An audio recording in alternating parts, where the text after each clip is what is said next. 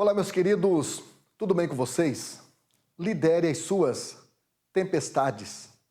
A palavra tempestade significa perturbação violenta, seja esta perturbação atmosférica, material ou apenas emocional. Existe a tempestade externa, aquela que acontece no mundo de fora, na natureza e na vida pessoal. Exemplo, doença, finanças, desemprego, ruptura relacional, perdas de entes queridos ou até mesmo acidentes. Só que também existe a tempestade interna, aquela que acontece na nossa mente, nas nossas emoções. Tempestade causada por traumas, por choques de relacionamentos, por perdas ou até mesmo por injustiça. O que causa a tempestade na vida das pessoas? O que causa as tempestades emocionais, físicas, espirituais na vida das pessoas? Número 1, omissão. Aquela tempestade que nós permitimos quando deixamos de nos prevenir. Não tem a ver com o destino, e sim com o nosso descuido. Por exemplo, se não arrumarmos o nosso telhado, qualquer chuva pode causar uma inundação ou uma enchente. Se não tratarmos as nossas dores, qualquer ferida pode virar um câncer mortal. A omissão alimenta a procrastinação, e a procrastinação permite que a tempestade nos pegue despercebidos. Então, lidere suas tempestades. A segunda causa da tempestade é a plantação, aquela tempestade que nós mesmos atraímos por nossas plantações erradas. Não tem a ver com a vontade de Deus e nem com a culpa do diabo. Foi nossa escolha e é nossa responsabilidade. Exemplo, na Bíblia, no livro de Oséias, capítulo 8, versículo 7, diz que, porque semeiam vento, colherão tempestade. Então, o que seria semear vento? Exemplo, divulgar fofocas, espalhar dúvidas, maximizar derrotas, propagar o caos, incentivar a tristeza e alimentar a rebeldia, como também estimular intrigas. Tudo isso é plantar vento. Quem faz isso vai colher tempestades. A terceira causa de tempestade é a provação. Aquela tempestade que vem de Deus para nos provar e nos levar a uma experiência inédita com Deus, a um nível em Deus que ainda não havíamos desfrutado. Marcos, no capítulo 6, versículo 51, na Nova Versão Transformadora, diz o seguinte: em seguida, subiu Jesus para o barco e o vento parou, e os discípulos ficaram admirados. Nessa tempestade, a tempestade da provação, você não planeja entrar. Deus coloca você. Você não agenda para estar ou entrar nela. O Espírito Santo conduz você até essa tempestade. Ela simplesmente vem e te envolve. Essa tempestade te faz entender o quanto você precisa das pessoas e o quanto você depende do seu Criador. Você depende de Deus. Salmo de número 11, versículo 5 diz: o Senhor prova o justo. O Senhor prova o justo. Então, se você está no meio desse tipo de tempestade, a tempestade de provação, é porque Deus está querendo provar você. E não só provar, mas aprovar. Lidere suas tempestades. Mas você deve estar pensando, o que seria liderar minhas tempestades? Número 1, é você entender que essa tempestade vai te preparar para a vida. Não foi o porto ou o porto seguro, mas a tempestade que construiu a fama dos grandes navegadores.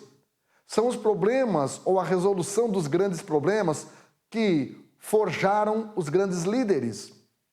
No Salmo 119, versículo 67 diz: antes de ser afligido, eu andava errado. Olha só o que Davi está dizendo, ou o que o escritor neste salmo está falando. antes de ser afligido, ele andava errado. Eu aprendo com isso que a tempestade, ela tem o poder corretivo. A tempestade tem o poder de realinhar a rota dos errantes.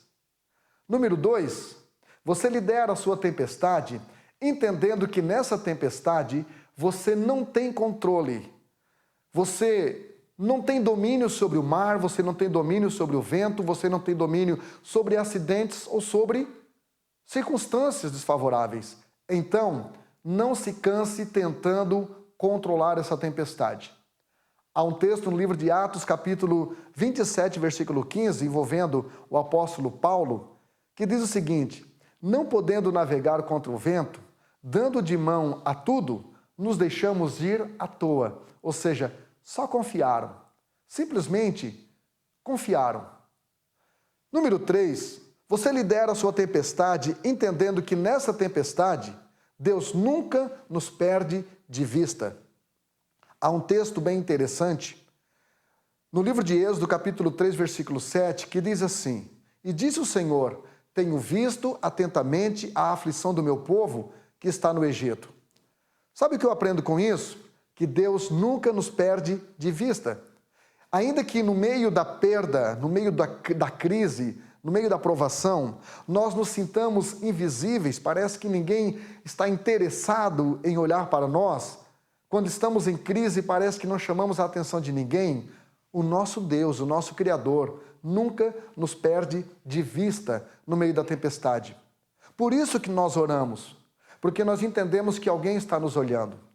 Jesus, em Mateus capítulo 6, quando ensinou o princípio da oração e onde ensinou precisamente a oração do Pai Nosso, no versículo 6 do capítulo 6 de Mateus, Jesus disse o seguinte: quando você orar, ora ao teu Pai que está em secreto, e o teu Pai que te vê em secreto te recompensará publicamente. Então, entenda, no meio da tempestade, Deus não perdeu você de vista.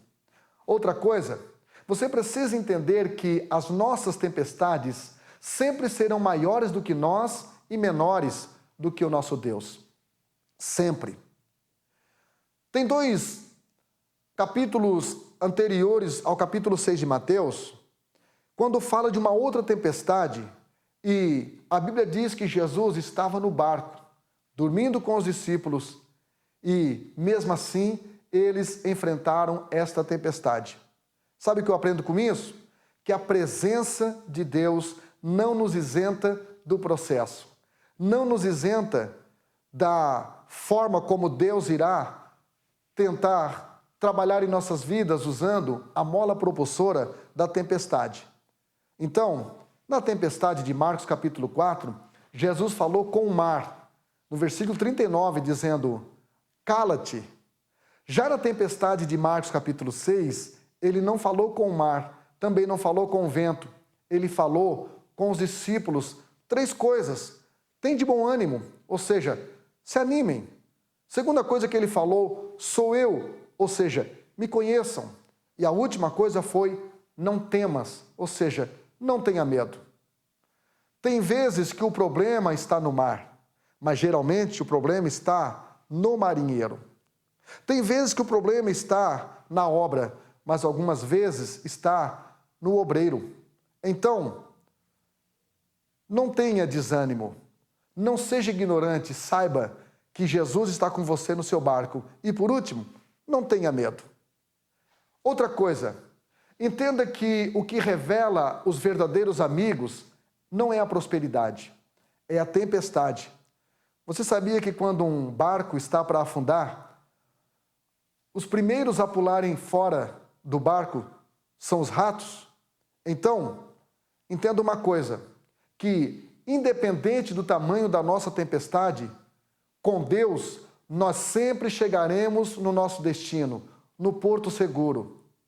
No lugar, a palavra porto é a palavra de onde vem a palavra oportunidade. Então, se Deus está no seu barco, lidere sua tempestade e entenda que você vai conseguir chegar do lado de lá. Por último, entenda que quando ameaça uma tempestade, o beija-flor se recolhe, mas a águia continua voando nas alturas. Quem que você é? Um beija-flor ou uma águia? O beija-flor, segundo a ornitologia, a ciência que estuda as aves, é a única ave que consegue voar de ré, que tem marcha ré. A águia não tem. Se a águia tentar regredir, ela cai. O que você é? Um beija-flor ou uma águia? O beija-flor só é feliz na primavera, só é feliz no verão, só é feliz em meio às flores. A águia é feliz em meio a tempestades.